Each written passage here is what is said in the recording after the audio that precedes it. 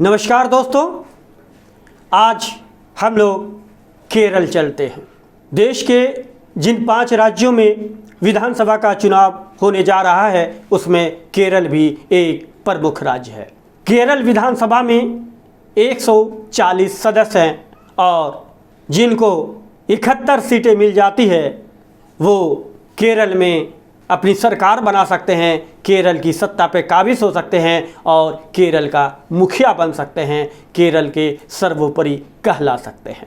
केरल में एक ही फेज में एक ही दिन 6 अप्रैल को चुनाव होने हैं। 6 अप्रैल की सुबह चुनाव शुरू होंगे और शाम में नियत समय में चुनाव संपन्न हो जाएंगे। केरल विधानसभा का अब तक का जो तर्ज अमल रहा है उसमें एक बार एक पार्टी आती है तो दूसरे बार वहाँ की जनता, वहाँ के वोटर उसे मौका नहीं देते हैं, उसे आराम करने के लिए भेज देते हैं।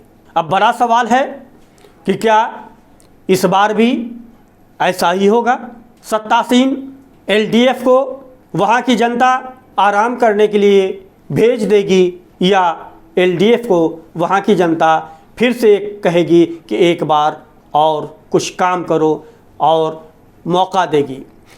ऐसा सवाल इसलिए उठता है और ऐसा सवाल इसलिए उठता रहा है कि दक्षिण के कुछ राज्य ऐसे हैं जिसमें कर्नाटक, तमिलनाडु और केरल, जहां की जनता अपनी परिपक्वता इसी तरह दिखाती है, यानी जिसकी सरकार रहती है अगले चुनाव में उस सरकार की विदाई वो कर देती है और हर बार नई सरकार, नई पार्टी सत्तासीन होती है। और केरल में इस बार बीजेपी धमाकेदार तरीके से प्रचार कर रही है। आप केरल की सड़कों पे, केरल के बाज़ारों में, केरल के शहरों पे नज़र दौड़ाएंगे तो हर तरफ बीजेपी ने होर्डिंग, बैनर, झंडे और पोस्टरों से पूरे शहर को, पूरे बाज़ार को, पूरे सूबे को और पूरे शहर को पाट दिया है। ऐसा लगता है कि बीजेपी इस बार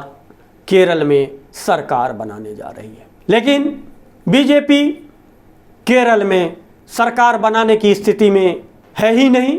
वो सिर्फ जनता पर एक प्रभाव बनाने के लिए, अपने संगठन को मजबूत करने के लिए एक जद्दोजहद कर रही है, एक कोशिश कर रही है, एक अपनी मौजूदगी दिखा रही है और उस मौजूदगी का एक कारण भी है। एक कारण यह है कि अब तक केरल में बीजेपी का खाता तक नहीं खुलता था, लेकिन संजोग से, इत्तेफाक से 2016 के विधानसभा चुनाव में बीजेपी का नेमम से खाता खुल गया।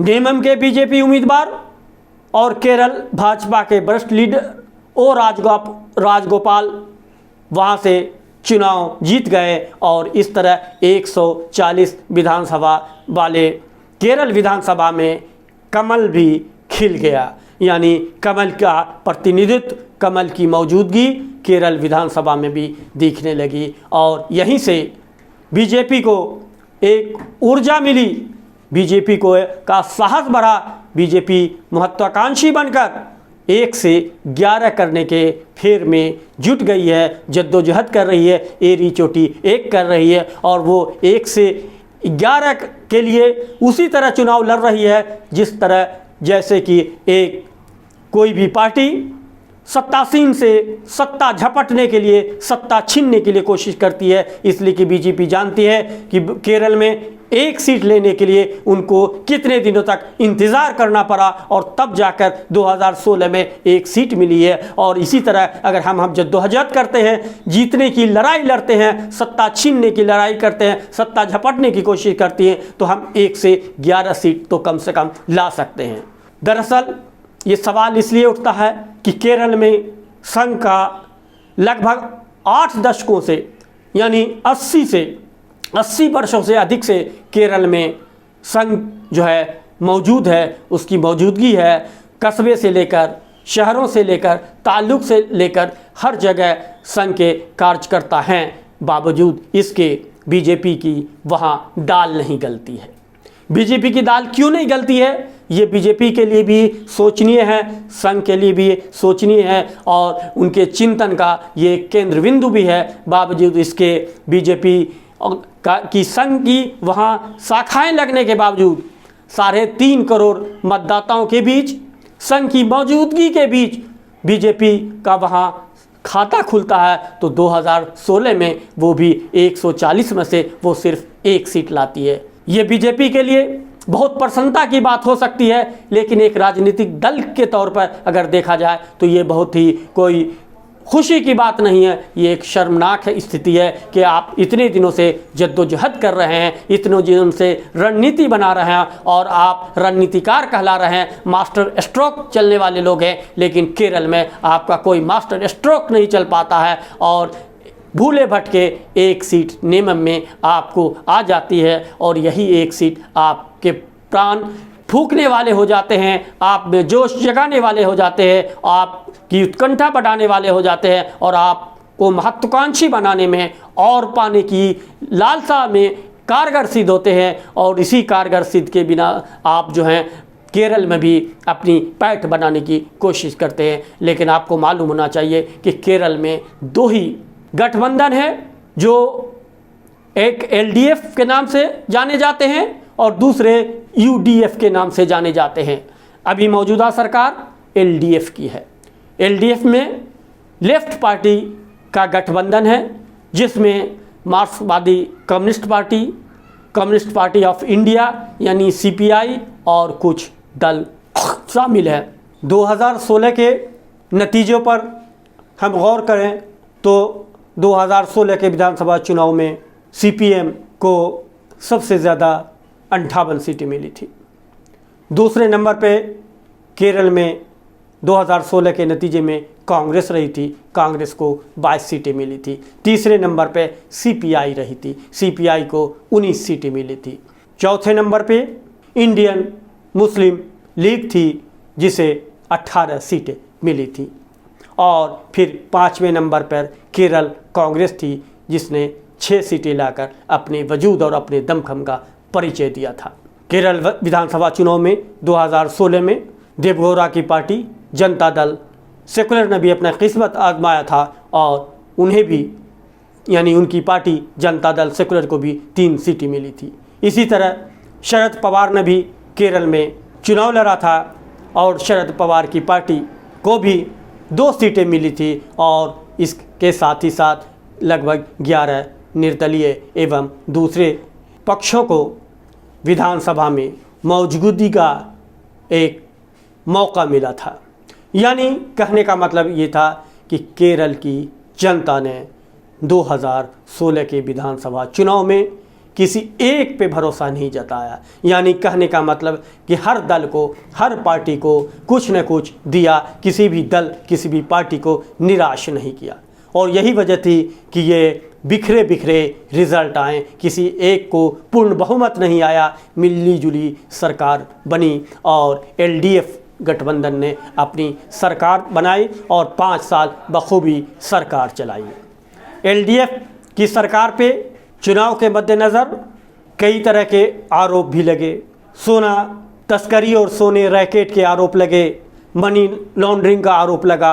लेकिन ये आरोप दिसंबर में हुए निकाय चुनाव में कहीं ठहर नहीं सके और केरल की जनता ने केरल में मौजूद सत्ता पक्ष यानी एलडीएफ को ज़बरदस्त वोट दिया और निकाय चुनाव में एलडीएफ की ज़बरदस्त सफलता से सब लोग चकित रह गए।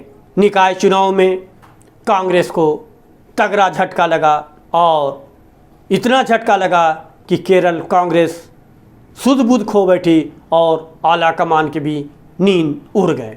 अब सवाल उठता है कि केरल में मौजूदा सरकार के खिलाफ जो भ्रष्टाचार के आरोप हैं वो जनता के सामने क्यों नहीं टिके। सोने रैकेट का मामला हो, मनी लॉन्ड्रिंग का मामला हो, दोनों मामले को जनता ने क्यों इग्नोर कर दिया और निकाय चुनाव में ज़बरदस्त सफलता एलडीएफ के हाथों क्यों सौंप दी। इसकी वजह है कि एलडीएफ ने अपने 5 साल के शासनकाल में केरल में आई बाढ़ में निपा वायरस के टाइम, कोविड-19 के समय और तूफान में जिस तरह का काम किया, जिस तरह से सरकारी तंत्र को लगा दिया, सरकारी तंत्र को झोंक दिया और जनता के लिए काम किया, और उससे केरल की जनता में खुशी की लहर दौड़ गई और केरल की जनता को लगा कि ऐसी ही सरकार की हमें ज़रूरत है। और यही वजह है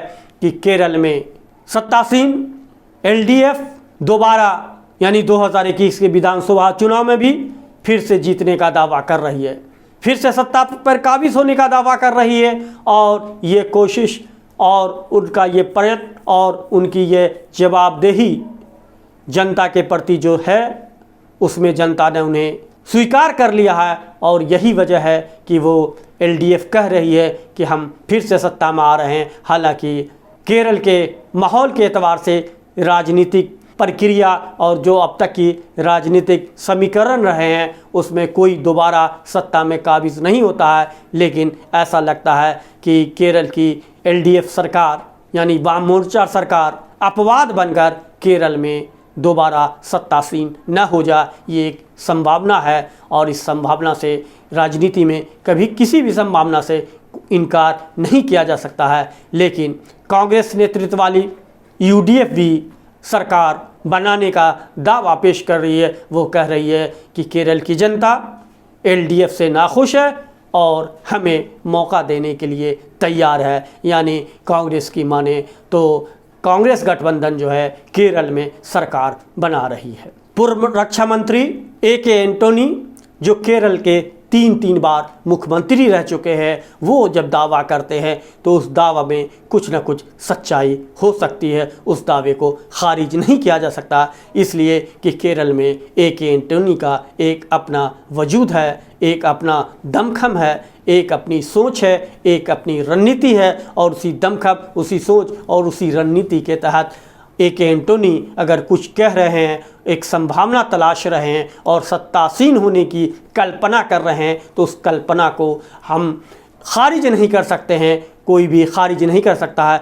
ये खारिज तो वहाँ के केरल के वोटर ही कर सकते हैं। और केरल के वोटर एलडीएफ को बनाए रखते हैं या यूडीएफ को मौका देते हैं सत्तासीन होने के लिए और केरल में और बेहतर करने के लिए, ये देखने वाली बात होगी। और इसलिए भी कि केरल की जो मौजूदा सरकार है, जो सत्तासीन सरकार है, वो कितना काम किया है, कितने काम की ज़रूरत थी और किन किन कामों को उन्होंने पूरा किया है, और कांग्रेस से यानी यूडीएफ से क्या उम्मीद है, और कांग्रेस और यूडीएफ किस तरह केरल की जनता की मंशा पर खरी उतरेगी। केरल की जनता जैसा चाहती है वैसा करेगी, ये तो चुनाव के बाद ही पता चलेगा। और 2 मई को जब रिज़ल्ट आएगा तो ये पता चलेगा कि केरल में कौन सत्तासीन होने जा रही है और कौन सत्तासीन नहीं हो रही है। लेकिन केरल में एक चीज़ तय है कि या तो केरल में